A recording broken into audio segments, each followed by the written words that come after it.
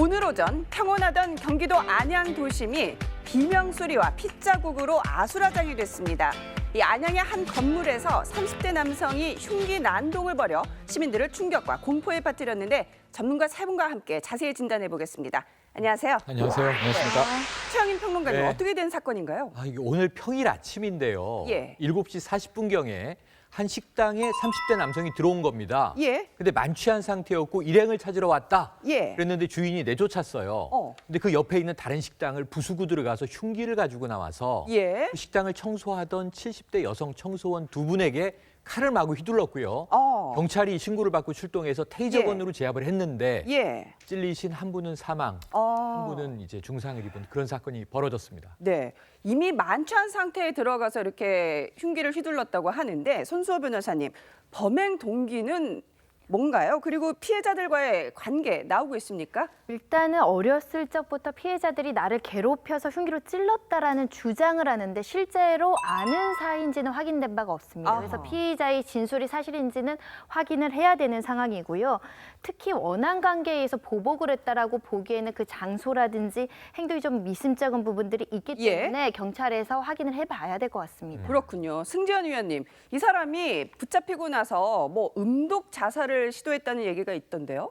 예. 제일 처음에 잡히고 난 다음에 자기 스스로 난 청산가리를 먹었다라고 이야기하고 내가 청산가리를 먹었으니 빨리 나를 치료를 해라 뭐 이런 형식의 이야기를 했는데 아니 청산가리 먹은 사람이 어떻게 말을 저렇게 멀쩡하게 해요? 그러니까 여기서 이제 이 모든 과정 속에서 이 피의자가 지금 하는 행동들이 사실상 어떻게 보면 자기의 범행을 은폐하기 위해서 적극적으로 자기의 어떤 그 잘못을 이렇게 숨기기 위한 여러 가지 행동들을 많이 하는데 그 중에 한 가지가 이제 자기가 청산가리를 먹었다고 했고 사실상 병원에 가서 이제 엄독한 사실을 확인해 보니까 전혀 엄독한 사실이 없다는 게 밝혀졌습니다. 청산가리를 먹은 게 아니라 술을 마신 거죠. 혈중 알코올 농도가 무려 0.219%. 정말 뭐 엄청나게 만취를 한 상태에서 흉기를 휘둘렀다고 합니다. 자, 승 의원님. 네. 이렇게 좀 이상한 소리를 하고요. 하는 행동도 정말 뭐 무지막지하게 끔찍하고 정신적으로 문제 있을 가능성 어떻게 보세요? 사실 이제 이 친구가 이렇게 말을 하는 과정에 보면 굉장히 이렇게 저희들이 상식적으로 납득하지 않는 그런 말들을 많이 하고 있는데 제가 생각했을 때 오히려 이 친구가 굉장히 교활한 친구라서 자기가 이러한 어떤 범행을 하고 난 다음에 순간적으로 자기 범행을 모면하려고 어떤 정상 참작을 통해서 자기 범행을 감경받으려고 하는 행동이었고 사실 이후에 이 친구가 이제 지금 이제 병원에서 나와서 이제 경찰서로 이제 가는 과정 속에서 기자들이 물었을 때 과연 여기에 대해서는 당신은 어떻게 생각하느냐고 했을 때는 굉장히 또렷하게 죄송하다는 말을 하고 있습니다. 그래서 아마 그 범행을 저지르고 난 그 순간에 자기가 기존에 이제 인터넷이나 아니면 언론에서 나왔던 조현병 환자라는 것을 이렇게 모방을 하고 이에 대한 어떤 따름으로 인해서 자기의 어떤 범행을 좀 더 이렇게 약하게 처벌받으려는 의도가 있었지 않았는가 그렇게 생각합니다. 이 남자의 전과를 살펴봤더니 이 절도, 폭력 전과가 뭐 굉장히 수두룩하게 있었다고 합니다. 근데 다만 이러한 살인미수 전과는 전혀 없었다고 하는데 아니 절도와 폭력에서 이 범죄의 강도가 수준이 점점 더 이제 높아진 게 아닌가라는 또 추측도 가능할 것 같아요. 최근은 평론가님 그런데요. 최근에 정말 왜 좀 정신이 온전치 못한 분들이 칼부림해서 얼마나 우리 시민들이 많이 놀랐습니까? 뭔가 좀 비슷한 점들이 있을 법도 할 것 같아요. 그러니까 하나의 현상처럼 닮아 있는 점이 있죠. 우선 피해의 대상이 또 여성분이라는 거. 또 여성이다. 사실은 이 33세 청년이기 때문에 범인이 지금 이 피해자가 된 두 분의 여성은 어머니뻘이고 그 이상이에요. 60대, 70대만요. 70대가 돌아가셨고 60대가 지금 부상을 입으셨는데 사실은 어머니뻘 같은 분한테 칼을 휘두른 거거든요.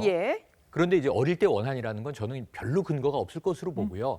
거기서 마주칠 개연성이 별로 없어요. 그냥 청소해 달라고 해서 와서 청소하던 분에게 흉기를 휘둘렀기 때문에 이거는 제가 보기에는 변명이고요. 그런 상황에서는 또 다시 좀 이 여성 상대 범죄 이 부분이 문제될 것 같고 아까 말씀하신 거에서 조금 조심스러워지는 부분이 정신이 온전치 못한 그거는 지금 정확하지 않습니다. 확인해봐야 돼서 또 이 정신적인 질환을 앓고 있는 고통받는 많은 분들이 자꾸 잠재적 범죄자로 또 이렇게 몰려가게 되는 것도 우리가 좀 조심해야 되겠네요.